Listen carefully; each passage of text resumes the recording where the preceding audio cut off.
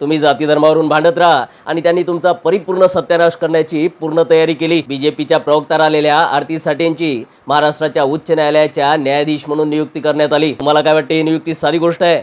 मुळातच नाही, तर हे धोक्याची घंटी आहे तुमच्या आणि माझ्यासाठी। कारण तुम्ही कुठल्याही जाती धर्माचे असाल, कुठल्याही पंथाचे असाल, कुठल्याही पक्षाचे निष्ठावान कार्यकर्ते असाल, तरी सुद्धा तुम्हाला न्यायालयात न्याय मागण्यासाठी कधीतरी जावंच लागेल। तुम्ही मराल न्यायासाठी, मात्र तुम्हाला न्याय मिळणार नाही।